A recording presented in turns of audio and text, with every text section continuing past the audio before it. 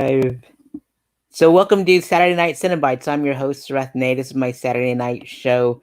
Trying to keep myself busy during quarantine, and every Saturday I help raise funds for my favorite theaters, which is Sunray Cinema, in Jacksonville, Florida, and the Corazon Cinema and Cafe, um, which is in St. Augustine. So, and I'm also raising funds for my favorite directors that I met through the years, and some strangers too, directors that I've never met. So, hopefully I can do that for Eric here. So his PayPal information is on the bottom, and all his social media is on the bottom there too. So subscribe to his channel and all that good stuff. So welcome to the show, Eric. How have you been?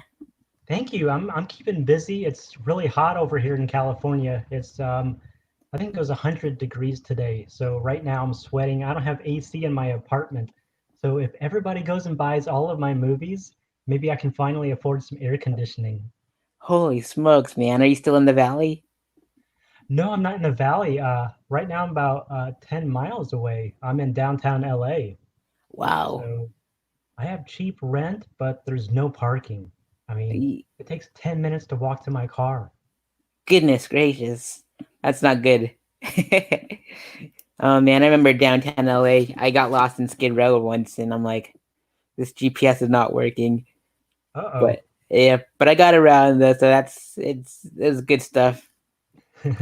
But you're a lot of things in the film industry, and an actor is one of them, and you've were in 40 features, including Dead Clowns and Dino Wolf. Like, what were those experiences like? Let's see, Dead Clowns. That was 2003. We shot in Mississippi. That was the only time I played a handicapped character. So I was in a wheelchair, and you know where we got that wheelchair? It was Oh, the director's father's wheelchair.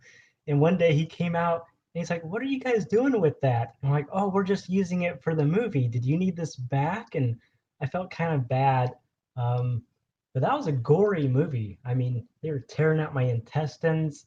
I had to take a shower afterwards because I was just covered in blood. I mean, it was just coming out of my mouth. Um, and then Dino Wolf, let's see, that was in Glendale in 2008, directed by Fred Olen Ray, one of my favorite directors of all time. And yeah, I got killed in that one too. You know, I get killed a lot. I wonder why that is. No, I'm kidding. How come you always get killed? Do they do that on purpose, or like is that part of the script? I bet it's part of the script, but like I think they just want to get rid of me. Like, how about we just kill Spudic and just kill him off, and that way just give him his paycheck and send him home. You know, I like getting killed though. If I don't get killed, it's not as much fun. indeed. So, oh man, that's good stuff. And you were also a published author as well, which was like well, before I go into your books, how did you die in those movies? I didn't get to catch those. Let's see, Dead Clowns. I was hiding from the zombies, and I open up this little as a heating duct or a air conditioning vent, and I peer around the corner. I'm looking around, and all of a sudden the zombies grab me and they tear open my stomach and they just start eating my guts. Um, Dino Wolf, I was a hunter. I had my gun. I'm sitting there looking around trying to shoot a deer, and then all of a sudden I look up and there's this big like wolf monster, and he's just clawing at me, and he does the same thing. He tears open my stomach, and my guts are spilling out. So very similar death scenes. Goodness, man. And so that's pretty intense. So you've also been a published author, and you wrote about my favorite horror movie and Teenage Vigilant, or Vigilante. Depends on how you want to say it. Like, what made you start writing books like those? Let's see. I was living in Louisiana. This was about 2011, and I was pitching around Teenage Vigilante, and nobody wanted to buy it. I mean, I couldn't even get people to read the screenplay. And I thought, I read an article on this girl. Her name was Amanda something, but she had made like $1 million writing these ebooks. And I thought, well, why don't I take some of my unproduced screenplays and turn them into ebooks? and maybe I'll make $1 million too. Unfortunately, I think I made about $100, maybe $200 per book. And I promoted these books everywhere. The second one was Turds, which is a plumber fighting these huge poop monsters. And that was another screenplay that never got produced, never got optioned. And I said, hey, let's turn this into a book. So I only wrote 2 ebooks, and they did not sell well. I mean, it's a tough business to get people to read your stuff. Absolutely. And you also wrote another book because I was like deep diving into your IMDb, and you wrote in the Violent Movie Hall of Fame a checklist in 1997 for budget books. Do you remember that? That's Yeah, I was a teenager, so I was gosh, 17 or 18, and it was before IMDb. IMDb I guess was around, but I didn't have a computer, I didn't have an internet, so I didn't know about the Internet Movie Database. I would take a director like Steven Spielberg, and I would write down a list of all of his credits, and they would have like a box there. So each time you watched one of his films, you could check the box and say, "Hey, I'm checking off all of Spielberg's movies." So I wrote like a 200-page book, and Budget Books was like my company, and I would set up at the flea market and the yard sales and the town events. You know, all the locals would come around. I'm like, here's my book. You want to buy my book? $10 or whatever it was, and I think I sold like 5 copies. Oh man, that's good stuff. And so on you also wrote Aquanoids and Creepies, I believe, for the screenplay. Uh, what was the writing process for Aquanoids and Creepies? Let's see, Creepies was first, and it was actually called the heebie-jeebies when I wrote it. So I wrote that in 3 weeks.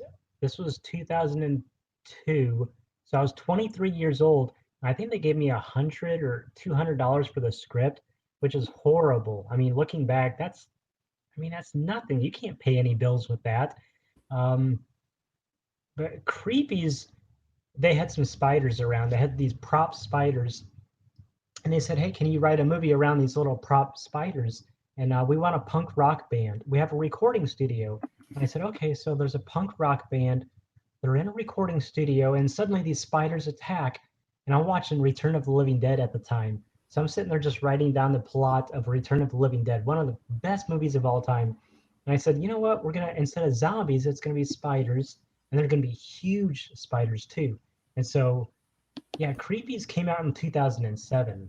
So that took a long time to come out on DVD. And then right after that was Aquanoids.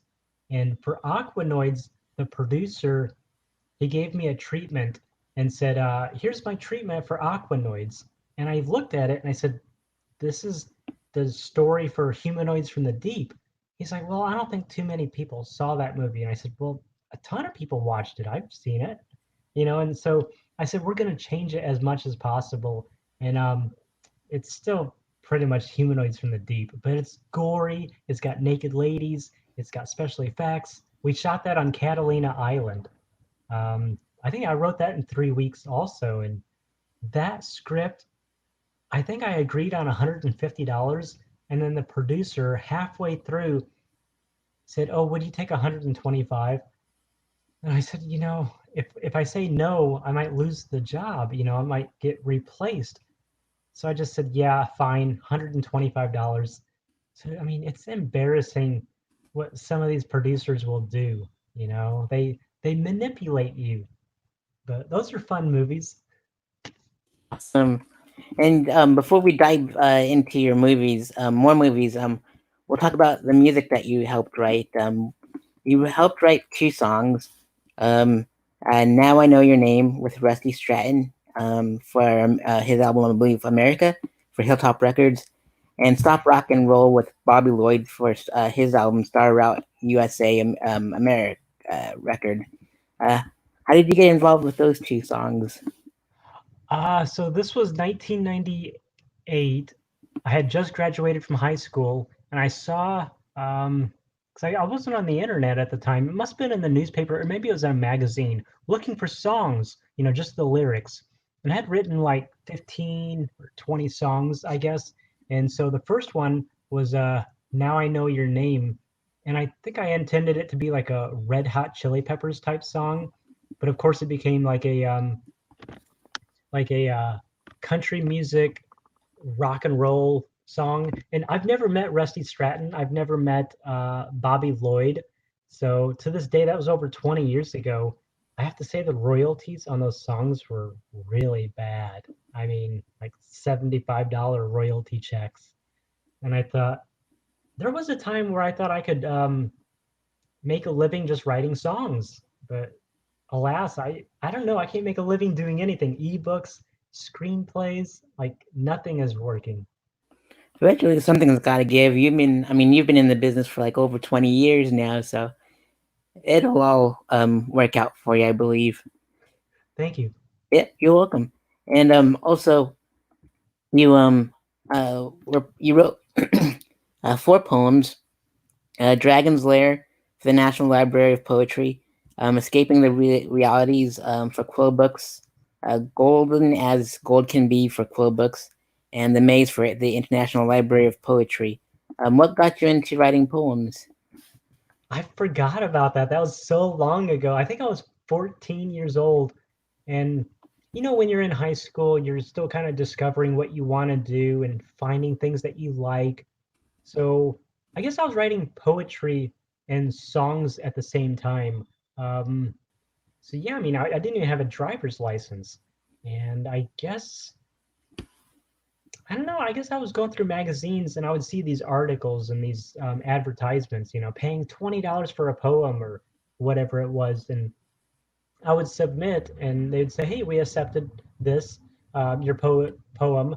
But the problem is, there was a catch though. Like, if you want the book that your poem appears in, that'll be $49.95 plus shipping and handling.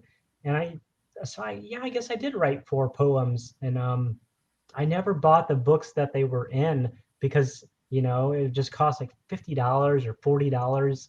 So there's always a catch. They're always trying to make money on the writers. I So remember yeah. doing that in high school too. I'm like, man, but they sent me a trophy that fell apart, and so it's like, man, these trophies are cheap too. So, Oh, was it made of plastic? it was wood and metal too, but it was just like just cheap everything, and it just fell apart. It was like held together by a staple. You appeared on the television show America's Got Talent in 2006 as a because you were making sounds with your sound effects with your mouth. And I remember doing some of that at your Spudic movie Empire when it was still a brick and mortar. So how did you end up getting on to the America's Got Talent? I had to wait in line. That was in 2006. I think I was working in Chatsworth. I don't remember where the auditions were, but it was the very first season of America's Got Talent. Um, I think Simon Cowell was on that show. I think, right? I actually have the DVD of it, and I'm actually on the first season for like 2 seconds. They go, "Sir, what do you do for a living?" And I go, "I work at a porno DVD company." And so that made it on TV. I guess NBC or whatever channel that was. I mean, that was a long time ago. But so I actually did not make the cut, but I got to do the audition in front of like a casting director.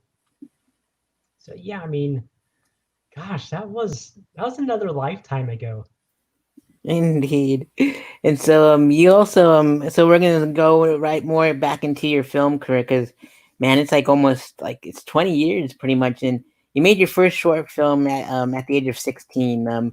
What format was it on, and what was it called, and all that good stuff? What are some good stories behind your first short film? Let's see, I was 16 years old and we had a Super 8 movie camera, so very old school. So by the mid 90s, nobody had Super 8. Nobody was making movies on Super 8 cameras. They had actual, VHS camcorders or maybe VHS-C at the time. I don't even know. And it was called Demonoids. It was like 3 minutes long. And it started out with a little Matchbox car that was driving along, and then I had like firecrackers and I blew up the truck and I flipped it on its side. And then I think there was two drug dealers at the picnic table, the picnic table, and they have guns. And then I guess I don't know if they were shooting each other or then me and my friend put on some mask, and we were the demonoids, and so we just went around. Just I don't even know what I don't think I don't even have a copy of it. I mean, you have to start somewhere. You got to start somehow. And so it was awful. I don't have a copy of it. I don't think there was a screenplay. Um, I don't know. It was really bad. It's a learning process. Indeed, and we've talked earlier when before we were like in the when we were in the lobby, and you said there's we'll talk about the good movies. So if these are bad movies, I'll just name them off. You just say no comment and all that good stuff. So in 2001, you worked on Micro Mini Kids on it was a video and Strawberry Spring, which is a short. Do you have any stories on those? Let's see. Micro Mini Kids was my first professional job. It was $750 for 3 lines of dialogue.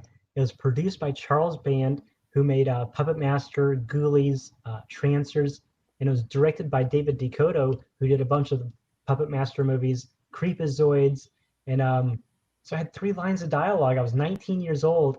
I mean, I was just a kid. I didn't even know anything. Like they said, come up to your mark, and I was like, the what? And they said the tape on the floor. I was like, I was wondering why there's tape on the floor, and I was so naive to the film business that when I saw people lining up to get something to eat, I looked at my wallet and I was like, oh, I don't have any money. I can't get anything to eat.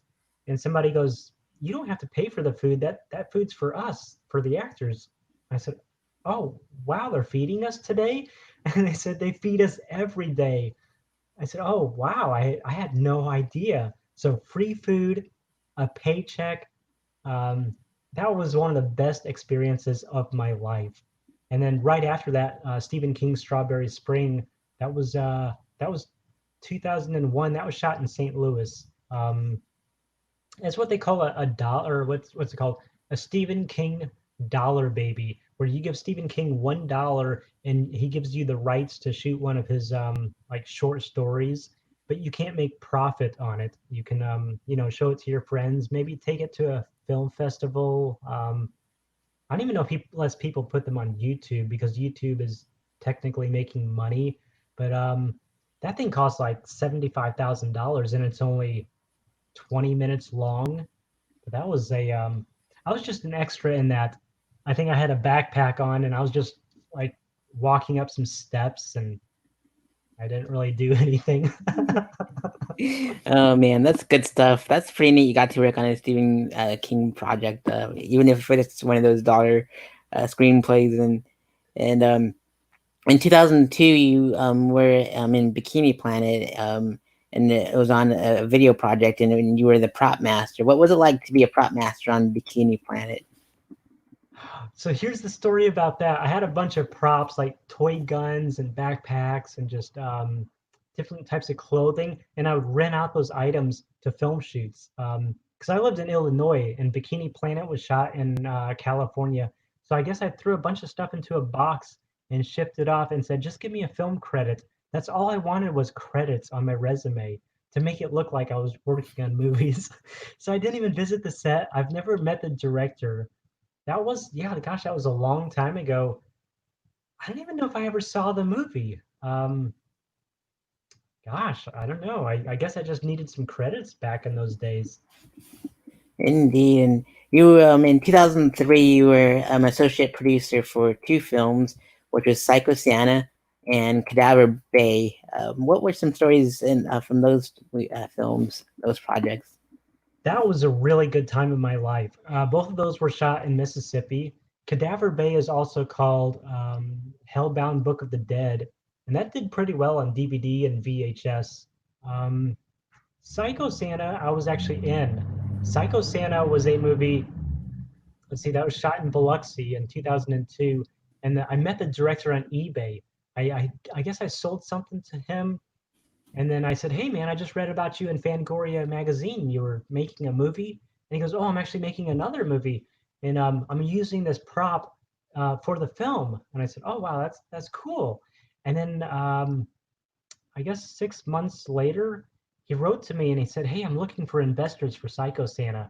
And he said, "Would you like to put up any money?" And I said, I would love to.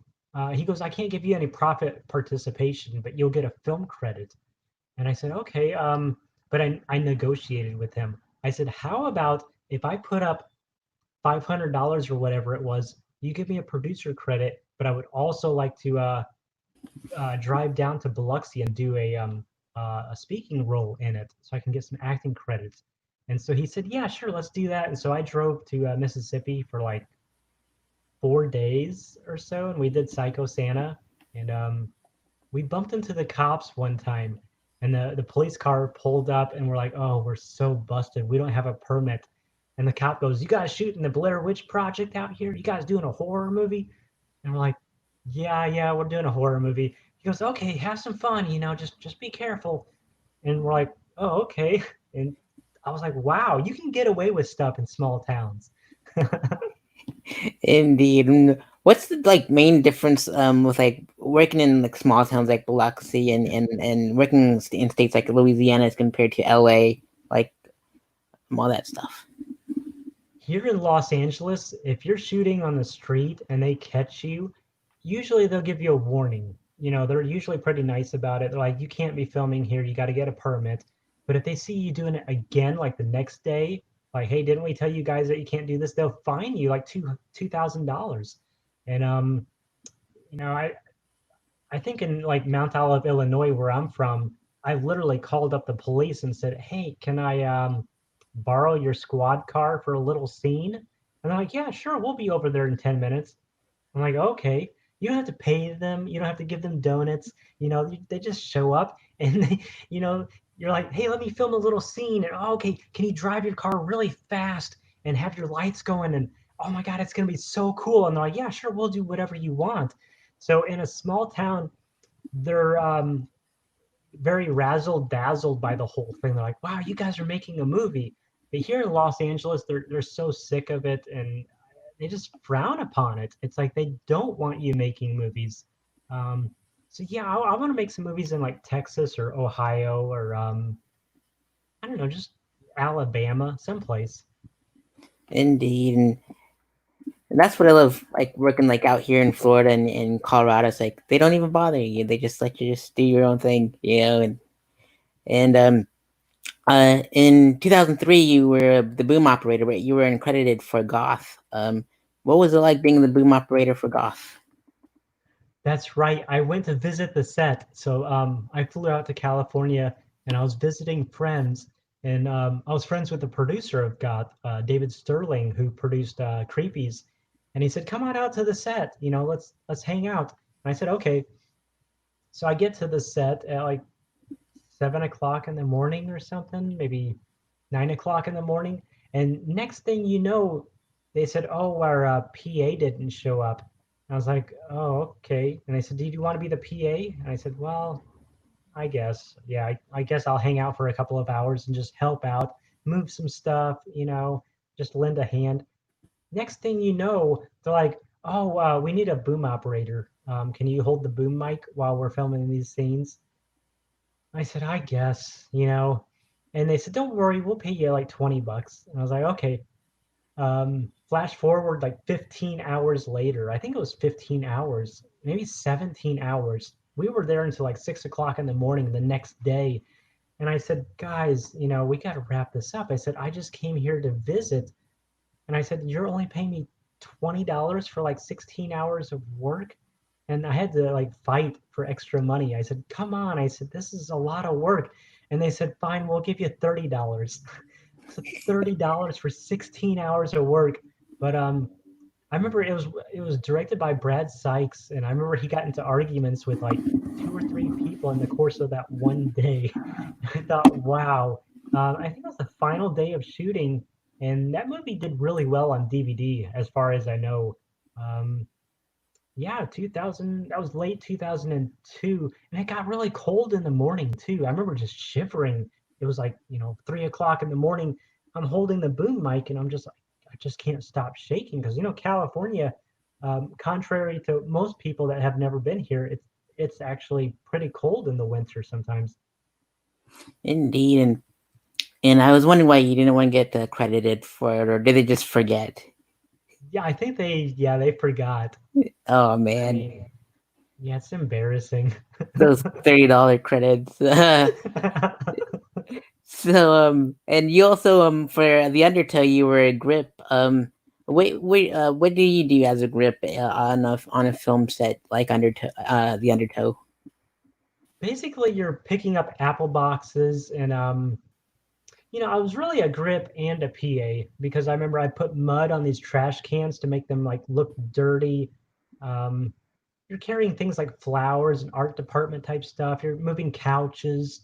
Um, I think maybe I had to paint something. Uh, Basically, you're just hauling stuff back and forth. Just a lot of grunt work and getting dirty. That was shot in Missouri. That was shot in a town so small. The town's population was like 75 people. I mean, literally, everybody knows each other. I don't think hardly anybody out there had cell phones. There was, rednecks. Everybody had a pickup truck. People lived in trailers. It was, they were like 10 years behind everybody else. But that was a fun experience. That's a scary movie right there. Indeed, that's what I noticed about like small towns. Like they're a couple years behind like the rest of the world, and for the most part, and that's how my town is too. And uh, crazy times. How many people live in your town there in Florida? Not that many. It's a pretty new town, and it's like Mhm. not developed completely. So you have to go into like Jacksonville and Daytona or Orlando to go and do something for fun. Oh, Um, wow. yeah, it's they say this town's for the nearly dead or the newlyweds, and so it's you got to travel to have some fun. So it's it taught me a lot. Yep. So you you were also in 2003. You were in Minds of Terror and Zombiegeddon as an actor. What were some stories behind those? Let's see, Zombie Geddon. I shot my scene in Ohio, and the director Chris Watson later became my roommate when I moved to Hollywood. Um, let's see, Minds of Terror. Chris produced that. Minds of Terror was actually I think it was two or three short films that they put together, and then they shot a like a wraparound or something. But I'm literally just a zombie in Zombie Geddon. Um, but I had a scene with Brink Stevens, one of my favorite actresses of all time. She was in Slumber Party Massacre, so I got to meet her. And then Minds of Terror, I think I played a, sledgehammer wielding maniac, but I'm barely in that. What happened there? We shot a 20-minute short film, and something happened, and they lost some footage, or an actor left and never came back, and so they had to salvage just like little snippets. Like I'm in Minds of Terror like for 20 seconds. I think that was shot in Kansas. Wow, it's pretty cool how your acting career just takes you all over the country like that. And in 2003, you were went to your writing roots and you wrote for wrote the Hazing Manacle, I believe that's how you pronounce it, and Evil Unleashed. What was the writing process for those three? Let's see. I guess I was 22 at the time, and I was writing to a producer named David Sterling. And I said, "Hey, man, you've made a lot of movies, and I've written a bunch of scripts. So I was thinking, how about if we team up? I can write scripts, and you make them into movies." And so the first one was called Vampire House Party, and he he said, "I'll make you a deal. If you could write a script in 5 days, that's halfway decent, um, you will pass the challenge, and I will hire you to write other movies, other scripts." And I said, "Okay." And so I wrote Vampire House Party in 5 days, and that later got filmed as Bloody Tees. But the first official one was Maniacal, and he said, "Eric, here's your assignment. I want to do a slasher film, and I want you to watch Halloween, John Carpenter's Halloween, and just remake it with more boobies and more blood." And I said, "Okay, that sounds easy." I literally sat down and watched Halloween and wrote down scene for scene the events that happened, and we changed the character names, of course. So we basically remade Halloween, and we just amped it up. It's super gory. That movie never came out in the United States. It only came out in the UK, Thailand, um, And then after that was Evil Unleashed. Let's see. So Maniacal, Evil Unleashed, and The Hazing were all directed by Joe Castro, who did the special effects also. And we shot those three movies, I think January, February, and March of 2002. So three screenplays in 3 months. That was a hectic schedule. I think Maniacal turned out halfway decent. That's a fun film. Evil Unleashed is not very good though. It's I don't know. It has a mummy in it, and the mummy is doing backflips and cartwheels, and I'm like, this is not my movie. I don't know what they did to my movie. But originally, Evil Unleashed was going to star Reggie Bannister and Denise Duff, and that would have been a lot more fun. And shoot it on 16 millimeter, but they decided to cut the budget, and they said we can't have any name actors. We're gonna do it really cheap. They probably shot these movies for like $5,000 or $10,000 each. I mean, just ridiculously cheap budgets and fast shooting schedules. These were shot in, I don't know, 5 days, maybe 7 days each. The hazing became butchered. And so, let's see, Evil Unleashed got released in the United States, but Butchered only came out in Mexico and the UK, I think. Maybe Thailand also. But gosh, man, those scripts were fast, just banging out those scripts one script per week. How did you get those distributed to like other countries like that? I guess they go to AFM, the American Film Market, and they set up a table, which is expensive these days. I don't know how they do it. It's like $5,000 to get a table, and you basically have your poster artwork, and you say, "Hey, we just shot this movie. Here's Maniacal. If you want it, here's a list of territories that it's available for."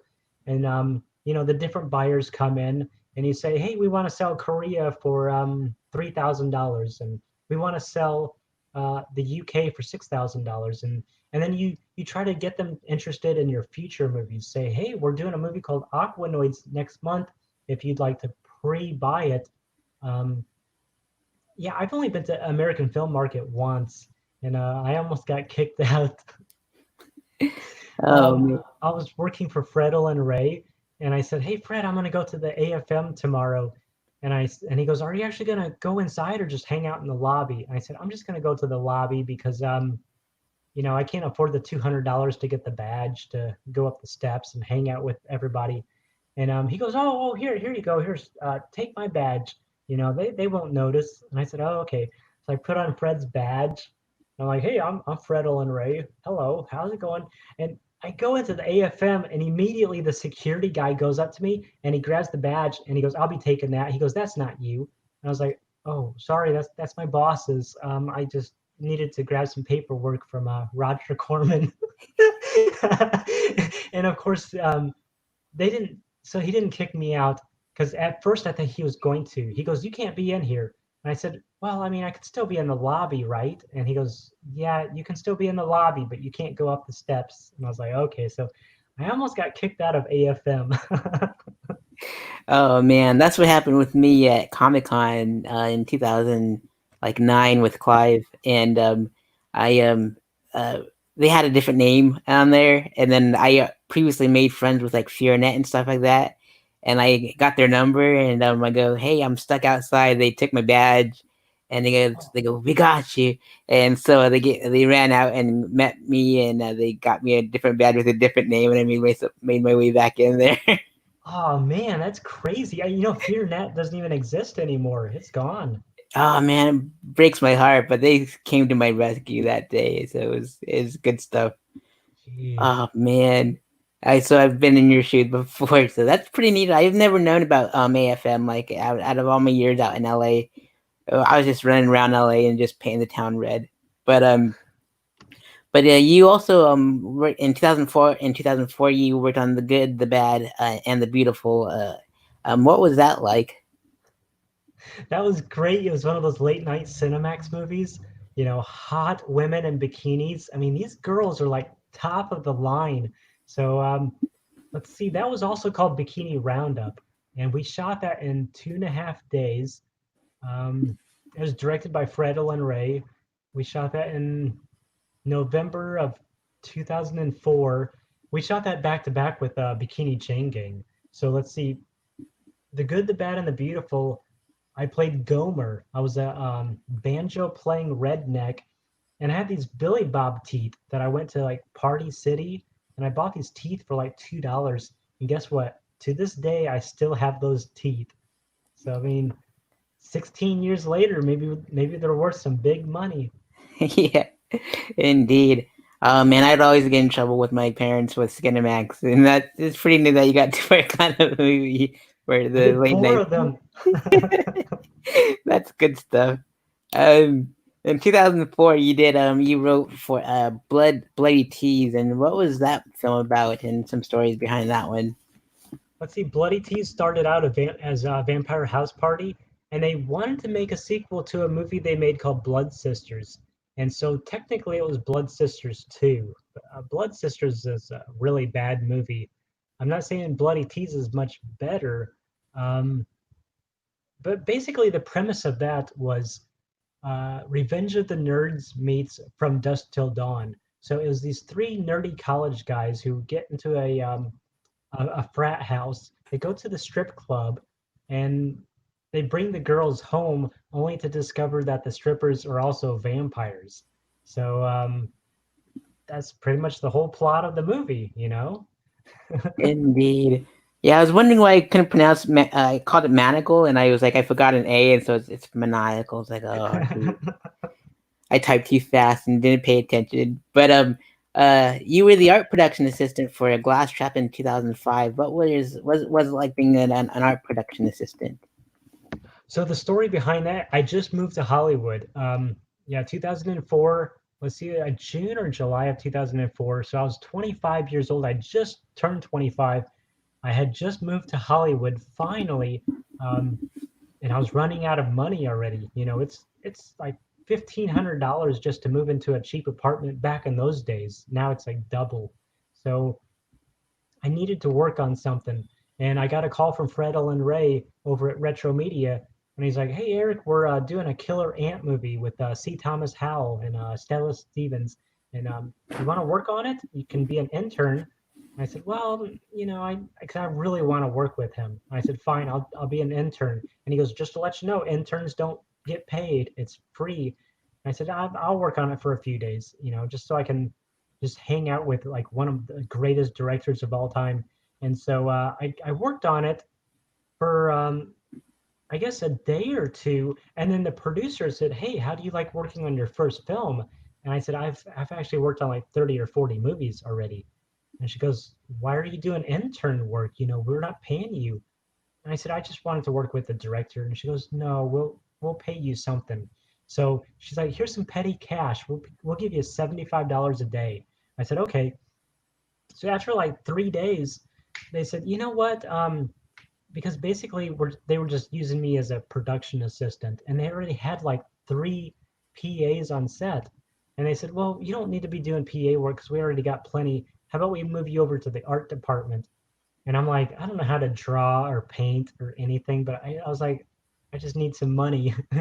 And so, gosh, I had to draw up a parking lot sign, and it looked really bad. And the boss lady got really upset about it.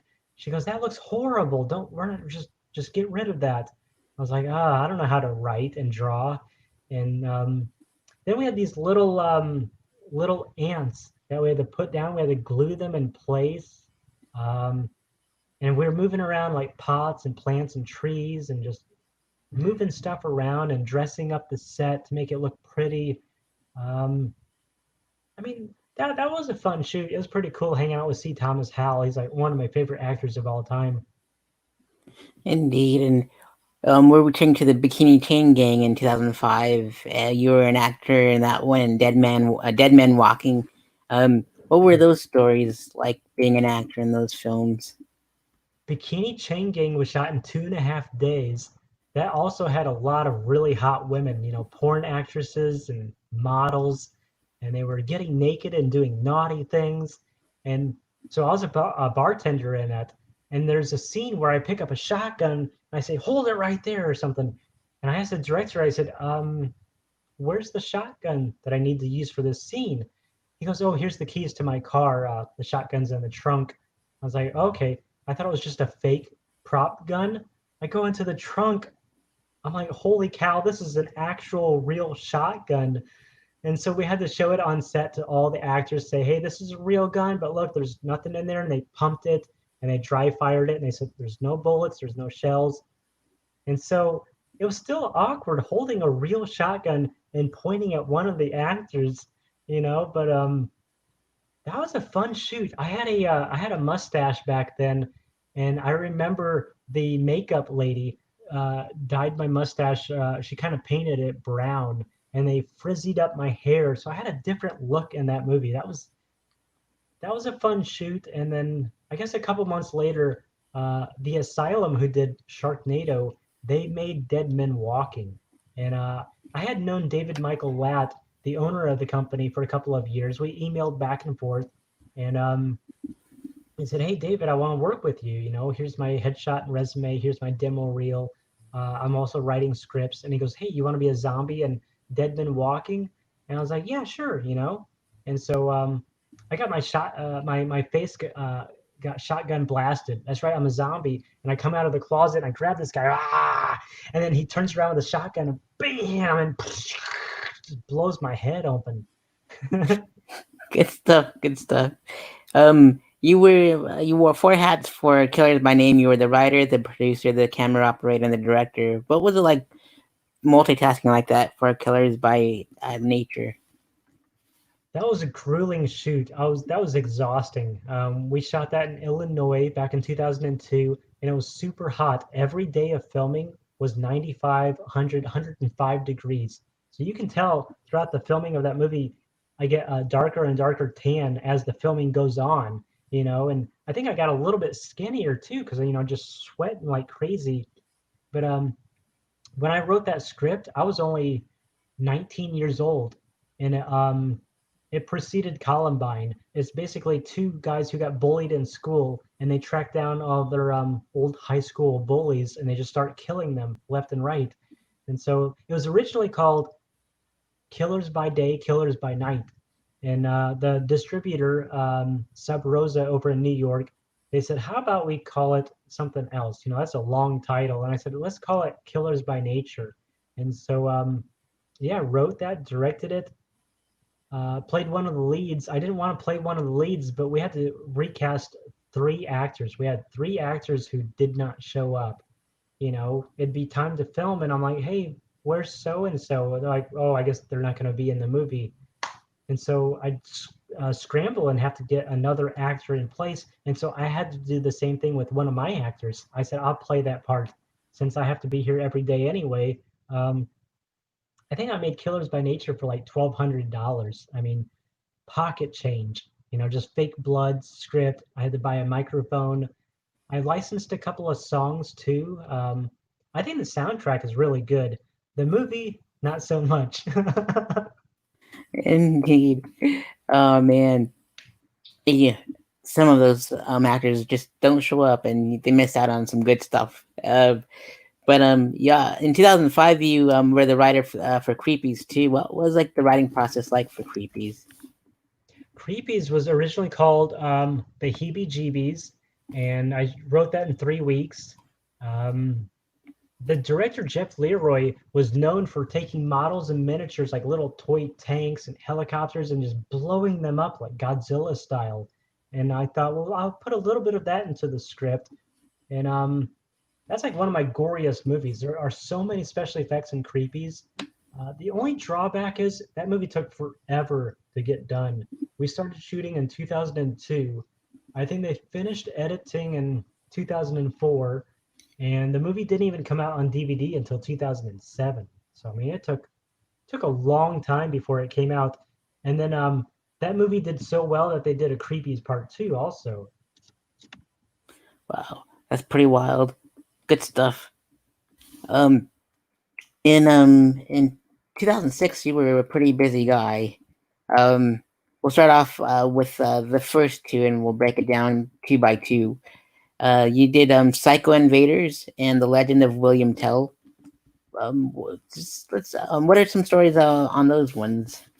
The Legend of William Tell has never been released. That film, I think, is owned by the FBI. One of the producers ran what they call a boiler room scheme, and that's where you just go through a phone book and you just cold call people and say, "Hey, we're shooting a movie.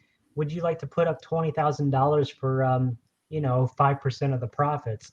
And it's against the law to do that. So the FBI found out, and I think they raised $2 million to make the movie, but the movie only cost, I don't know, 400,000 or whatever. And so I guess the FBI swooped in and said, "Nope, where's the rest of the money?" And the producer was just living it up, buying sports cars and a mansion and whatever else.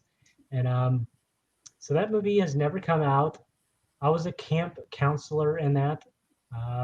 Cindy Williams was in it, Ed Begley Jr., and then Psychon Invaders was also from the director of Creepies, and that's another movie with all these like little spaceships and cars that these models and miniatures, and he just everything explodes, everything is on fire. Um, that movie I got squibbed up, so I had these fake like bullet hits, like little sparks. I must have gotten shot like 20 times in that movie, and so that was I think that's the first time I ever got squibbed. That's what they call them, are squibs, and they just pop them off. So of course I got killed in that movie too. How did they make them go off? I think he had a gosh, I'm trying to think now. I think he had like a xylophone type thing, and he just goes and it just goes off. If I remember correctly, I don't know though. That was 14 years ago, so I really can't remember sometimes. Indeed. All these So movies blend together. indeed, especially in 2006, because there's so many of them. You were also in Halloween Night and Werewolf in a Women's Prison. Um, what were those stories like? Just Werewolf in a Women's Prison, the title alone just makes me laugh. That's a fun movie, though. That's a really cool movie. Also from the director of Creepies and Psychon Invaders. And I played a guard in that. I was like a soldier. There are some really hot women in that movie, too. There's some lesbian action, nudity, there's gory death scenes. That was shot here in California. Um, and there's two sequels: Frankenstein in a women's prison and Dracula in a women's prison. Um, and then Halloween Night was shot in Big Bear. Halloween Night was also made by the Asylum. That movie, it took me longer to drive to and from the set than I was actually there. I was only there on set for like an hour.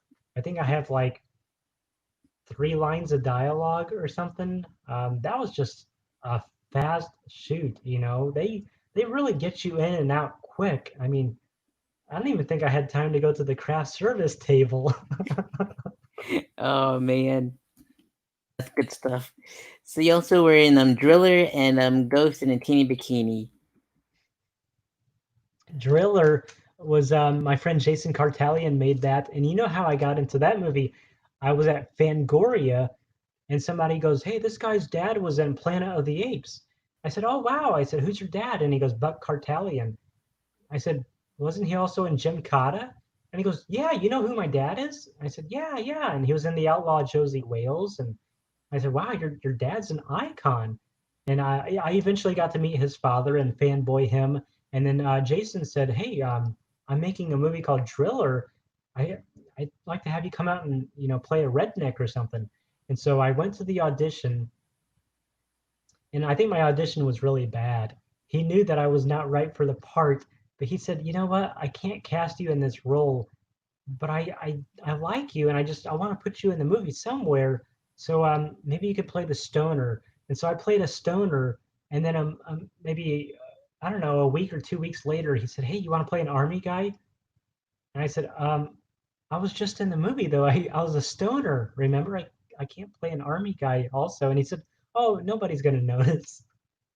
So I went back and I played an army guy, and then even another week later, I played an alien creature. So I had a big mask on and I played this alien monster. So I played 3 parts in Driller. That was a fun shoot. And to this day, Jason Cartalian is one of my best friends. So that was a wonderful opportunity. What was the other Indeed. movie? Let's see here. Oh, Ghost in Um, a Teeny Bikini. yep. Yeah, another late night Cinemax movie. Um, I played a telegram boy. I think I still remember my dialogue. Excuse me, Miss Baker, here's your telegram. I'm sorry to say, but your Uncle Silas died suddenly. And she goes, oh, great. Like she's excited that her uncle died. And then she's sitting there opening up the telegram, and I hold out my hand waiting for something.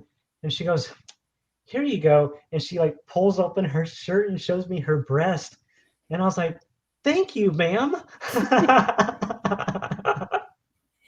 Oh man, those are so Skinny Max. I miss them. I wonder if they're gonna put some on HBO Max or something like that. I don't know. That'd be They great. need it, man. Nudity sells. Oh man, and you did two projects for Savage Harvest 2 October Blood, and you were also the camera operator for Harvest Season, the making of Savage Harvest 2 October Blood. What were those experiences like? That was actually shot in 2002. That didn't come out until 2007 also. So let's see. So I was working on the Undertow in Missouri, and one of the actors was Jason Christ. And one day we were maybe halfway through shooting the Undertow, and he goes up to me and says, "Hey, I'm making Savage Harvest Part 2." I said, "Oh wow, I like the first one. The first one's a really like scary, bloody movie. It's cool."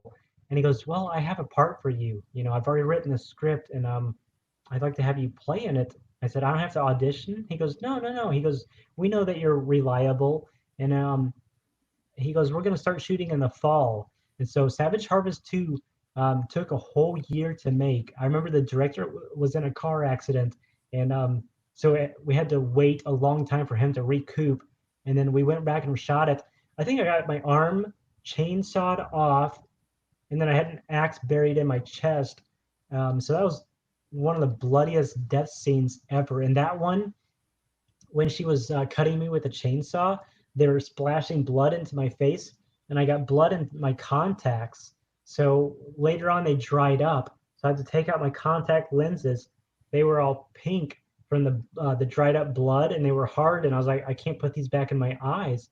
So I had to drive home squinting, just to see the road and see the signs. It was pretty rough, but that was one of my favorite shoots of all time. I mean, I still have the script here, and I think I have a couple of props or wardrobe from that movie. Um, Gosh, that was 18 years ago that we made it. I'm feeling old. Indeed. And, I'm not sure if I'm pronouncing this right, but you were the producer of Wolfica. What was it like being the producer on that project in Well, 2006? yeah, that was also in Mississippi. That was from the director of Psycho Santa. He always wanted to do a werewolf movie, and so I was actually living in California, so I never visited the set. But he said, "Hey, uh, would you like to put up a little bit of money for a producer credit?" And I said, "Yeah, sure, I'll chip in some money." So I got a producer credit, and I guess I promoted the film. And I know it never came out in the United States. It only came out in Germany, um, I guess the UK. But the movie got hampered by Hurricane Katrina. Um, they started making the movie, and then halfway through, Hurricane Katrina strikes and destroys Biloxi and New Orleans. Half the cast and crew fled. They went to Texas or Shreveport or wherever, and so the director had to rewrite the script, and you know it. It's still fun. It still turned out halfway decent, but you can tell like halfway through the movie it suddenly just changes because a lot of the actors just disappear. But I hope that movie comes out, gets a legit release someday. Indeed. So uh, we're gonna be in 2007, and so while we're in 2007, I'll ask you about them, but I'm gonna put on my visor here because my laptop's about to give me a battery warning. So let's talk about the. I'll still be with you, but in 2007 you did a pretty cool two and Bewitched Housewives, the TV movie. What were those experiences like? Pretty cool too. Seriously, was pretty cool. It had some really hot chicks. Tiffany Shepis was in it. It was directed by a good friend of mine, Rolf Konevsky. Uh, there's actually a pretty cool one. Pretty Cool 2 is the sequel. And it's like Revenge of the Nerds and Porky's, American Pie. I think I played a masturbating peeping Tom in that movie. Um, and then Bewitched Housewives. I played a jailer in that. And unfortunately, just a couple of days ago, my co-star in Bikini or Bewitched Housewives just passed away. I hadn't seen him in 10 years. So Bewitched Housewives was one of the few films that we did together. I have to dig it out again, to remember his spirit and everything. But yeah, both of those movies, top of the line, beautiful models, fake breast, tans, long blonde hair. That's the thing. I work with a lot of hot women, but none of them ever want to go out with me. So, oh well. Indeed. Man, and you also were in Super Croc and the writer for Deadly Culture. What were those experiences like in 2007? Super Croc was also made by the Asylum. I got killed in that one. The crocodile eats me up. I played a soldier. I love playing soldiers on TV. I just like walking around with a gun and shooting stuff and blowing things up. Um, Unfortunately, the producer of that movie passed away like a week after shooting wrapped. Um, and she was only like 29 years old, died in her sleep. And I think I shot on that for 3 days and probably made like $50 a day. I mean, back in the day, some of these companies weren't even paying minimum wage, to work like 12 hours for 50 bucks. Um, so there was Super Croc, and then what was the other one after that? You were the writer for Deadly Culture. Deadly Culture was the last movie that I wrote up until now, at least. That was shot in, I want to say 2003, and I only co-wrote that. A friend of mine wrote the first half, and then I wrote the second half because by that point I was kind of burned out on writing. I didn't want to keep writing all these movies for what, $100, $200 a script. Um, and that movie turned out really bad. I mean, I can barely watch it. I think I've seen it maybe once or twice. It's just, sometimes as a writer, you don't have any control over who's in it or who directs it or what the budget is or what format they shoot on. So I don't know. After that, I was like, I'm going to take a break. And so I've taken like a 16 or 17-year break. I've written a movie since. Indeed. And in 2008, we were in Vampire in Vegas, The Trek, and 100 Million BC. What were some of those stories behind those films? So Vampire in Vegas, I finally got to work with one of my idols, Jim Wynorski, who did Return to Swamp Thing, Chopping Mall, Munchie Strikes Back. Um, I'm trying to think where we shot Vampire in Vegas, but Tony Todd was in it. Um, I think I got paid $25 for that movie. I played a cop, and they didn't have the proper wardrobe because I'm a skinny guy, and they had a size like 38 pants, and so the pants were way too big.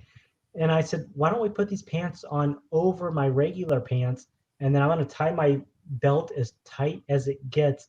And of course, the pants are still drooping. So I think my one line in that movie was right, boss. And that's all I say. Um, let's see, 100 million BC. I played a helicopter pilot, and that movie was on Sci-Fi Channel probably 200 or 300 times. I've gotten a lot of emails and phone calls saying, "Hey, I just saw you on Sci-Fi in some dinosaur movie," and so of course I get killed in that. A dinosaur comes up and eats the helicopter. But we shot that in Compton at 3 o'clock in the morning, and when I first got there, I was a jet fighter pilot. So I jumped into the cockpit of the jet fighter, the jet, and the director's looking around. He goes, "Oh, where's the props guy?" And we're like looking for him. And he goes, "Hey, where's Eric's his fighter helmet?" And the prop guy goes, "Oh, I forgot it at the warehouse." And we're like, "Okay, go ahead and get it." And he goes, no, the warehouse is 20 miles away. And we're just like, what are we gonna do? And so the director's like, I don't want to send you home. It's 3 o'clock in the, I think it was like 1 o'clock in the morning.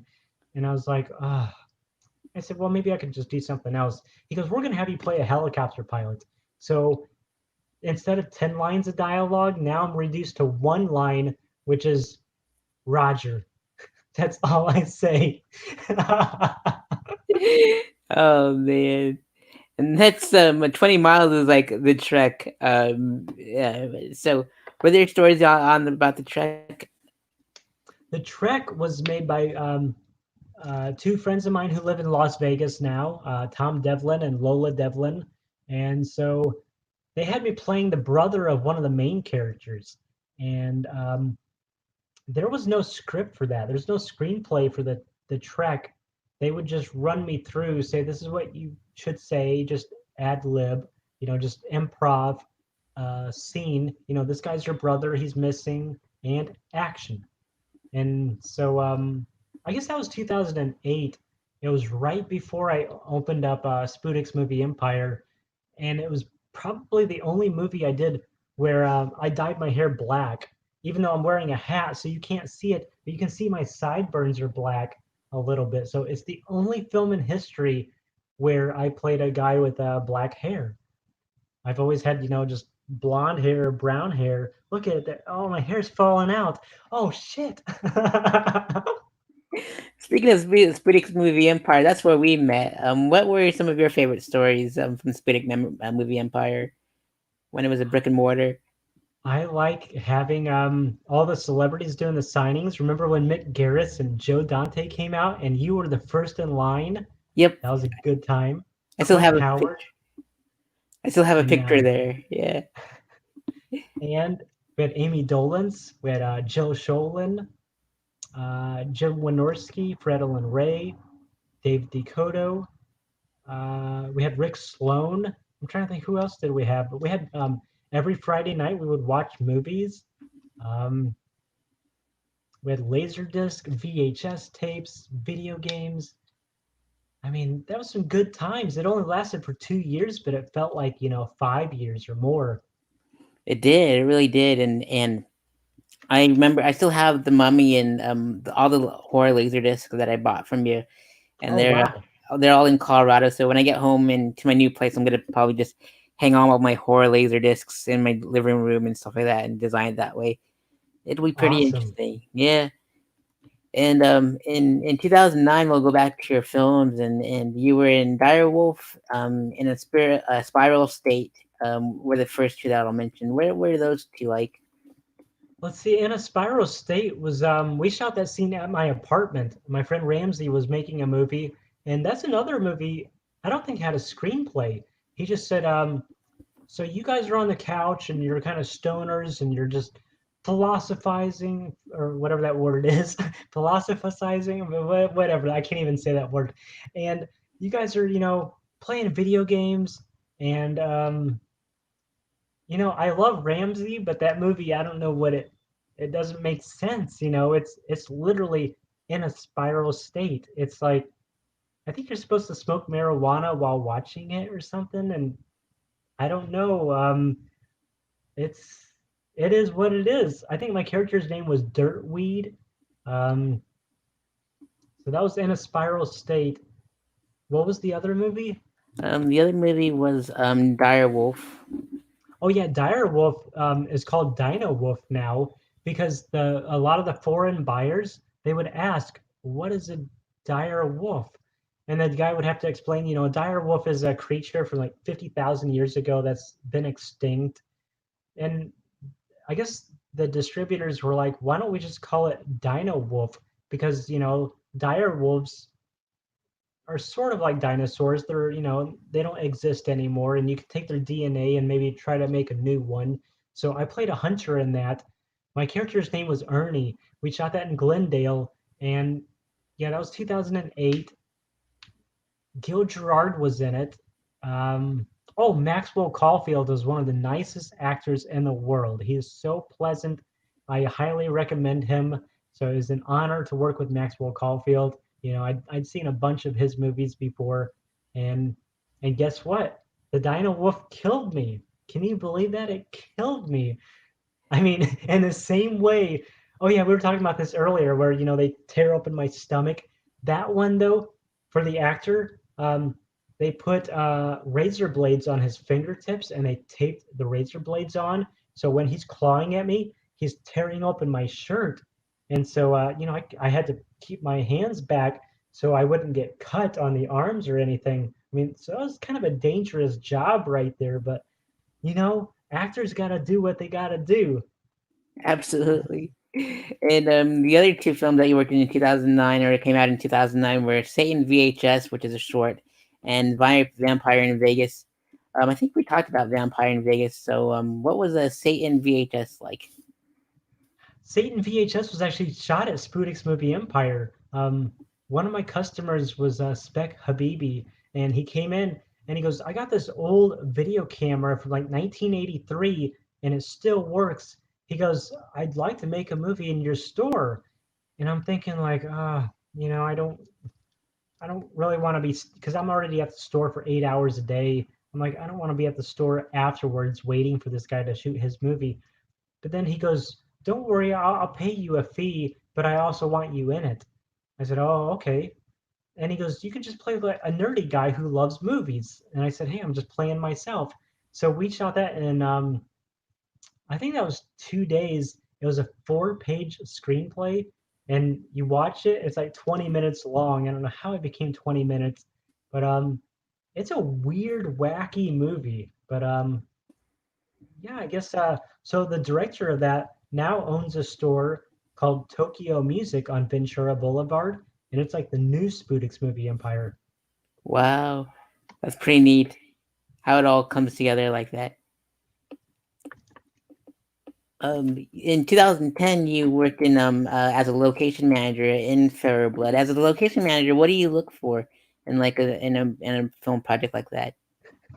Oh, that was what was it called? Fairer Blood, Uh I huh. think. Yep. That's right. So the director of that used to go to the store sometimes, Jonathan Ritter.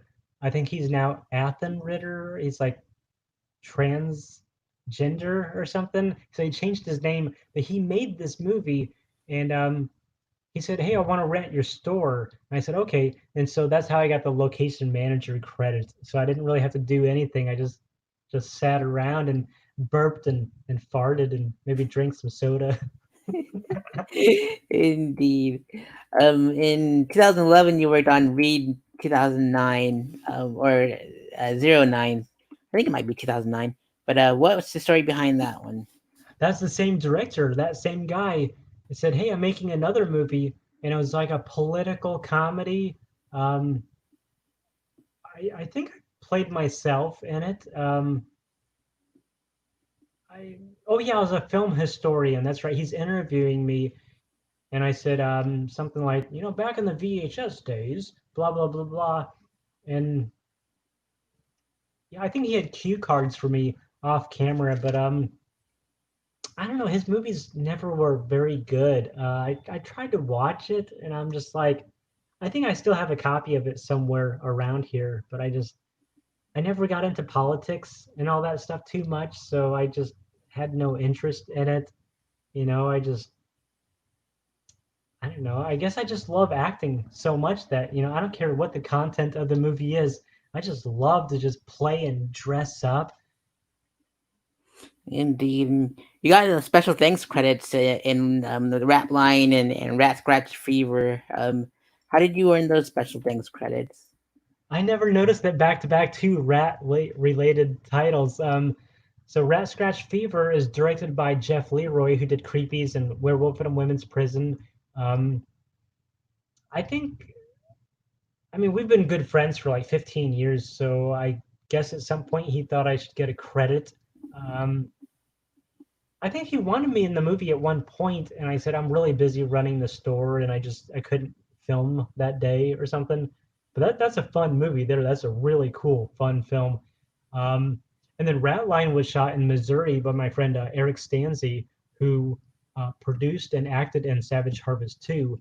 And it's a World War II related horror film. So it doesn't take place during the war, but it's a Nazi who has not aged. So this guy's like 80 or 90 years old, but looks 40 years old, and he's still killing after all these years. The Nazi regime is still alive to him, and so that's a cool movie there. It's very well made. I mean, it's a sick, twisted little movie. Indeed. In 2012, you were in a movie called Aberrations. I believe that's how you pronounce it. What was those some stories behind that one? Aberrations was shot over in Mississippi, and I played a sniper in that. It's like Creep Show and Tales from the Crypt, the Willies, Trick or Treat. It's one of those anthology films where there's like 3 or 4 short stories. Um, but I got to use my own truck. I had a camouflage truck, and the director's like, "Hey, that could be your character's truck." And so I'm dressed in this army uniform, and I got my sniper rifle, and basically the plot of that short story for my segment is this psychotic man lures people out to the woods on like Craigslist or whatever, saying we're playing some geocaching today, and they look around for these little hidden geocaches. And meanwhile, I'm sitting there with my sniper rifle, bang, bang. I'm just shooting everybody in the head. So that was a lot of fun. Indeed, sounds like a lot of fun. And speaking of caching, and you as different kind of caching, in 2012 you were the producer of the video short Cash. What was it like being the producer of Cash? Here's some trivia. So Cash is the short film that I just described in Aberrations. For some reason, they made a separate listing for it on IMDb, but I think we submitted it to some film festivals, and sadly, it never got accepted at any. I personally think it's really good, but maybe I'm a little bit biased, you know. But sadly, these film festivals are really tough to get into. Indeed, they are. Same goes for stand up too. They're pretty tough to get into. You made a TV movie in 2013 called Making the Grade. What was that one about, and what are some stories behind that one? So I was living in Baton Rouge, Louisiana at the time, and I was taking this acting class. And the teacher said, "Listen, guys, we're going to do a TV pilot. So if you keep taking this acting class, I can get you guys into the Screen Actors Guild, SAG, for professional actors." And I said, "Yes, I'm very interested. I've been acting for like 13 years at that point." I said, "I'm kind of like overdue to join the union." And so we made Making the Grade, and let's see, Judd Hornberger was he was the school janitor or repairman, maintenance man, and I think I witnessed something, and I videotape it, and I think that people tried to bribe me to get the tape or something, but that was a fun little shoot. I guess it was on TV at one point. I actually have a DVD copy of it. I should probably watch it again. It's been a long time. I think it's some of my best acting. The teacher was Valika Gray, who was like a soap opera actress, and I thought she was a really good teacher, and really brought out a performance in all of the actors. Indeed, and you started doing stunt work. And this one you were a stunt double for. I believe his name is Karam Malachi Sanchez in the film Texas Chainsaw. What was it like to do working on Texas Chainsaw? That was a dream come true. When I found out that was filming, I said I'm going to submit for that movie, and so I was hired as a photo double at first. And so I get to the set, and the first thing they want us to do, they said, "Okay, so Eric, you're going to be running around the corner from Leatherface. Leatherface is like 6'8", and he's going to be chasing after you with a metal hook, and he's going to trip you on the steps, and you're going to fall on these concrete steps." And I said, I'm just a photo double. I said, isn't this stunt work? And they're trying to like play it off. They're like, "Well, I mean, yeah, kind of a stunt work." And I'm like, "Well, I just want to work on this movie, so I don't complain too much." They gave me some knee pads, and I think elbow pads too, because I'm slamming down on this concrete on these steps. Um, I think that scene is cut out in the movie because he trips me, and you don't see that in the movie. But later on, when uh, Kevin or whatever the character's name was is going up the steps, and then he gets slammed in the back with the metal thing. But I worked on that for 4 days, so it was a nice paycheck. That was a hot shoot. It was like 105 degrees every day. Dan Yeager, who played Leatherface, I remember he took off his boots and his socks were just drenched in sweat. I mean, he's a big guy, you know, he's just sweating like crazy. I felt so sorry for him. But after that, I said, you know, I should start pursuing some stunt work because it was so much fun doing that. And I even got impaled on a metal hook, and he took the chainsaw and he cut me in half. Of course, they took the blade off, and they just had the motor running, the engine running, and he just cuts me right in half as I'm screaming, and they're squirting blood into his face. That was that's definitely one of my favorite memories of all time. And I even have Texas Chainsaw Massacre 3 license plates. That's how much I love that franchise. Indeed. And so in 2014, you were also you were in the video short Shelter in Place and Zombies Pirates, the movie. What were those like? Those were both directed by Steve Sessions, who is one of my best friends, the guy who did Dead Clowns. And so Shelter in Place, I had a beard in that. I had long hair. I mean, I grew it out for like a year, and it's just a short film. It was 15 or 16 minutes long. It's kind of like a John Carpenter type movie. That's actually Shelter in Place is on YouTube for free if anybody wants to watch it. Somebody's yelling out in the alley. I guess there's a fight going on or something.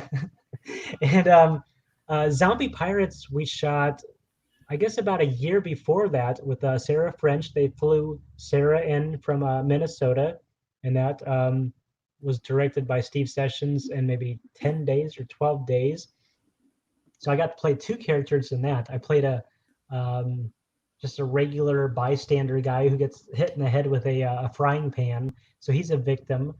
And then I also played Captain Lassard, who is the bad guy of the movie. And Captain Lassard's outfit, you know, a real sword and a pistol, $200 boots. You know, the mask alone was like $400. It's like $1,000 outfit. And so I had so much fun playing the bad guy in the movie. The one thing I remember when, as an actor, when you're in the suit, if you look forward, it looks like you're looking up. So the whole time I had to look at the floor to make it look like I was looking straight ahead because of how the mask fits. So it's awkward the whole time looking at the floor while I'm being a zombie. I'm like, this just doesn't feel right. But then you watch it on TV and it's like, oh, okay, it does work.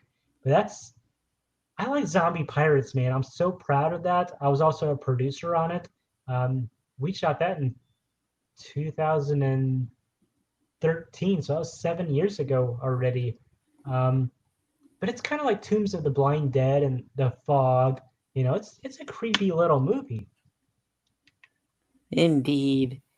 In 2015, you also worked on a movie called Joey's Hollywood Magic Night 2. What was that like? So that's I don't know what that is exactly, but it's footage from Minds of Terror. Uh, my friend Chris Mackey, I guess, owns Minds of Terror. I think he owns the DVD rights, and so they took a little snippet of my footage because I was a crazy man with the knife. I guess I had a knife. I thought I had a sledgehammer or something. Or yeah, I guess maybe I did have a butcher knife because I slit some girl's throat. I forgot about that. Um, and so I guess I don't know what it is exactly. I have stuff that shows up on my IMDb that I don't even know what it is. I'm like, where's my royalties? Indeed. You were yourself in the documentary of Diary of a Deadbeat, the story of Jim Van Beber. I believe that's how you pronounce it. What was that documentary about Jim and all that stuff? So James Van Beber is the director of a movie called Deadbeat at Dawn. He shot it in Ohio when he was, I guess he was like 20 years old, and I think he financed the movie himself. And it's really gritty and raw, you know, cool martial arts action. He's fighting gangs, and so they knew that James had done a autograph signing at Spudic's movie Empire, and I said, Oh yeah, I've met him before. I know he's dating one of my employees, and so they came into the store and interviewed me. And to this day, I have never even seen that documentary. So I hope I got a lot of screen time in it. I don't know. You'll definitely have to look it up for sure. In 2000, you took a break in 2016, I believe. Um, what were you focusing on in 2016 that you took a break from the film work and stuff? Yeah, that's right. 2016, I moved back to California. So I was in Louisiana for 5 years, and then I moved back to California. I was in Burbank for 6 months, trying to get one of those apartment manager jobs, and that never worked out. Then I was doing some house sitting. Um, then I started delivering food for Postmates, and then I finally got my own place in like August or September. It took forever for me to finally get settled back in. I mean, it took like 9 months. And so at the very end of 2016, I actually did shoot uh, 3 movies, I think. Um, but of course, they don't come out until like 2017 or 2018. Uh, let's see, there was Land Shark, and I played a photographer, and I was like trying to hook up with this hot blonde model. And then I did Giantess Attack, and I played a soldier, of course. I always play soldiers, which is, I'm not complaining. I love playing soldiers. I love dressing up in the uniform, and I got my machine gun, and I got my pistol, and my hand grenades. Um, and then I also did stunt work on Doomsday Device. And one of my friends was producing, and he knew I had just moved back. And he's like, "Hey, we're shooting a movie for Cenatel, which is where Quentin Tarantino started." He goes, "Why don't you come on out and do a stunt?" And I said, "Okay." And they gave me like $150 to basically just fall on the ground. Easy money. That's pretty awesome. I'm glad you covered those movies because I marked them off my 2017 list. And so the other films that came out that you did in 2017 were Claude, Subculture, and Pandora's Box as a stuntman too. And what were those stories like on those three projects? Oh yeah, so Pandora's Box. Um, yeah, I think Pandora's Box is also known as Doomsday Device.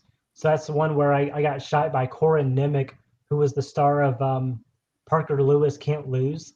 I say like, "Hey, hold it!" And then he just shoots me, and I fall on the ground. $150. Um, and then what was the other one? The other ones were Subculture and Claude. Oh, Subculture is one of them, and Claude is another film. that's right. Subculture. I was getting whipped by a dominatrix. I think I was just wearing my underwear and that's it. I'm laying down and I'm bound with like handcuffs or something. And Jillian Christie was the dominatrix. She's a tall girl, like 5'10", 5'11", really hot. She's got her little flog. She's sitting there like hitting my butt over and over. And I kept going harder, harder. Oh yeah, ah. It was a lot of fun. That's a short film. It was like 15 minutes long, and they actually played that at the Hollywood, the Man's Chinese Theater. It played over there to an audience of like 100 or 200 people, and so that was fun to see myself on the big screen in that. Um, the story about Claude that was shot way back in like 2006. So that movie took forever to come out. That was actually shot as sludge. It was like a slimy big monster that he hits me in the eye, and then my eyeball pops out. Um, but in Claude, the new version, I'm not even in that movie. So yeah, it should probably say scenes deleted. I think that's the unfortunate thing. Sometimes you shoot a movie and your scene gets cut out. There's actually movies that are not on my IMDb that I was in. Like I was in Don't Kill It with Dolph Lundgren, and I got cut out of that. Um, and then I did a Matthew McConaughey movie called Free State of Jones. I got cut out of that too. Um, but you still get paid. You get your paycheck and you get your free food, and you just cross your fingers that that you don't get deleted. Indeed.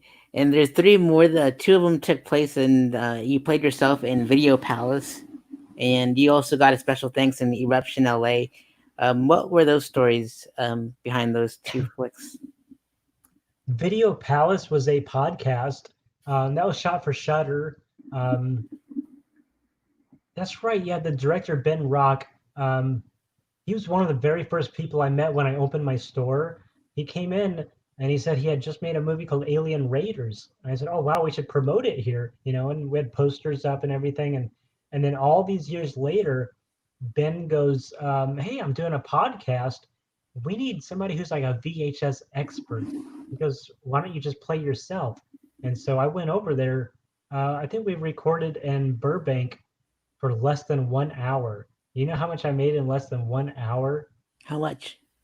$350. I Wow. think it was a lot of money. I was like, oh my God, I'm living it up. I'm just playing myself. And there was no, at least for me, there was no script. Maybe for the other actor there was, but basically we would just make stuff up. He's like, "So man, you believe in Bigfoot?" And I was like, "No, man, Bigfoot doesn't exist.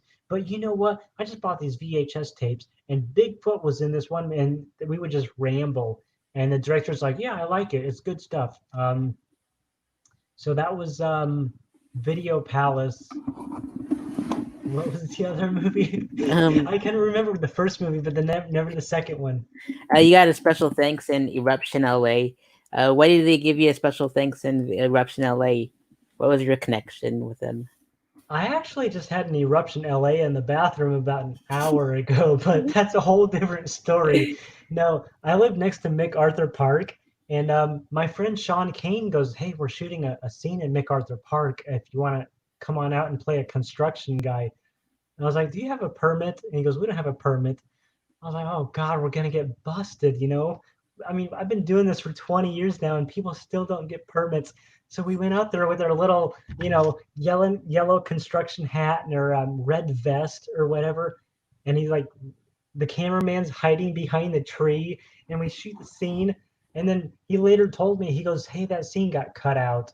And I was like, "Oh, okay." He goes, "But we'll still give you a special thanks." And he paid me in cash too. So, I got some cash, and he's a good friend of mine. So that movie actually, I think that was on Sci-Fi Channel. I mean, it got out there pretty good. Dang, that's pretty awesome. And the final one that we're gonna cover is called Whipped. It was a short, and you did stunts in it in 2019. What's the story behind that one? Whipped was I was training in stunts over in North Hollywood at a place called XMA Stunts, Extreme Martial Arts. And they said, "Hey, we're doing a short film called Whipped, and it's going to be 20 minutes long." I said, "Guys, this would be a fantastic opportunity for all of you guys to, do a little bit of stunt work and fighting on screen." And so I played a guy with an eye patch, and um, I got punched and kicked and thrown to the ground a few times. That played at the Encino movie theater on the Townhouse, I think it's called, the Limley's Theater. And so we had a pretty good audience for that. It was a packed house. Um, but yeah, I think that was one of my last credits. That was last year, two years ago, I think. Um, but right now, I got a TV show that's going to be hopefully on TV soon. I can't talk about it too much. It's like a reality show, so that's the next thing to look forward to. It's a weightlifting show, lots of exercise. We shot that almost a year ago, and we still don't know when it's going to come out. Wow, that's pretty wild. And with like COVID, you like had like all that you had a great streak going until COVID hit, and you were like in the business for over 20 years, like you said. That's pretty amazing. And now it's Consistently. all going down the drain because of the coronavirus. So it's like there's going to be nobody left after a couple of years. I mean, all of my performances in the future will be here on Zoom. I Yep. mean, you can direct me, Surette. There's When a are you going fun. to act in a movie? Oh, I already have some. They're on my YouTube channel. I call them the exploitation short films, like Asian at the end instead of exploitation, because they're like they're made by me. I'm an Asian person, and all my bad movies are on there. Some took place in Colorado, and some took place in LA, and they're all on there. So you'll have a good time. I won an award for the first one, And Oh, heck yeah, man. yep, I just subscribed to your YouTube channel as well. yeah, I noticed that I subscribed to yours today too, which reminds me, you should get everyone that's watching this in the future should totally subscribe to our channels, and we'll subscribe back to you. And but yeah, and then like I got that movie credit from Clive, and I'm like, all right, that's it. I'm not gonna make any more movies. So I'm like, that's the cherry on top. So but yeah, I'll probably make some more in the future. I don't know. But his nephew and I made one for we went to the Man with the Iron Fist premiere with some of our friends, and I dressed up as Wu Manchu, my superhero alter ego, and we went to that, and it was pretty wild. So that's on here. It's called like the Misadventures of Wu Manchu. So you'll see that one. That But sounds cool. they made it all on their cell phones. So we just like we didn't have our permits in LA, and we just threw my business cards all over the place and ate at the Rainbow and put my business cards in under the glass and everything. But that's not even in the movie. But I there's some bloopers that we just left in there too, and it's a lot of fun. But I probably won't make any like full length movies. I just love making short films because they're quick and easy, and the turnaround time is fast. So Uh-huh. yep. But other than that, I'm just doing interviews and interviewing filmmakers like yourself and actors and stand comedians and stuff. And I think that's where my film careers just went that way. And I'm doing more documentary film work now when it comes to that kind of stuff. So there's like 500 comedian interviews on my channel. So there's some famous ones and not so famous ones on there. So You're building up a following, man. All this hard work is paying off. People know your name. yeah, it's pretty wild from coast to coast. It's I didn't mean to, so it's gonna be pretty really neat. Now I'm a stage. I do stand up, and so you're like your own writer, director, and producer on stage. So it's good stuff. But yeah, is there any final words you have left, Eric? Um, I was one of the co-authors of a book called My Favorite Horror Movie, and we've been promoting that quite a bit. There's 3 of those books, in fact. I just got a royalty check in the mail the other day for one of those, so maybe that'll buy some groceries. Um, and then I've been writing some more screenplays and pitching them around. Uh, but yeah, it's just hard to keep things going, especially right now. Everything's kind of just shut down, so it's a bad time to be pitching scripts and pitching ideas to all these people. We might just have to wait until next year for the industry to pick back up. I'm ready to work though. If anybody out there needs an actor or a director or a screenwriter, hey, I always need some work. You heard the man, and donate into his PayPal too, so he can get some groceries. And follow him on all the social medias and like his page, and go to his website, which is Spudic's Movie Empire, which will take you to his Amazon shop. And there's movies galore there. And so if you follow him on Facebook, he'll take pictures of all the stuff that he has, from comic books to videos to laserdiscs and VHSs, and you can buy directly from him using his PayPal email too, and sign up for his emailing list too, so you can be in the know when it comes to that stuff. So Cool. Thank you. Thank you. you're welcome, Eric, and thank you for being a part of Saturday Night Cenobites. It means lots to me, and I'm glad we get to finally catch up after 7 years of not seeing each other, and You look hopefully. the same too. Thank you. I get that a lot. Asians don't raise them, they say. So Yeah, see, I thought you were a lot younger than me. I thought you were like maybe 31, uh-huh. 32. Yep. So I think we're the same age. So it's like 3 years till 40, so 37. So Heck yeah, man. yep. Keep up the great work. Thank you. You too, Eric. It was great talking to you, and subscribe to your channels and do all that stuff as we mentioned prior. And it's great chatting with you, Eric, and have fun out in LA and be safe and stay away from those alley fights there. So Okay. All right. Bye, everybody. See you take later. care. See you later. Awesome.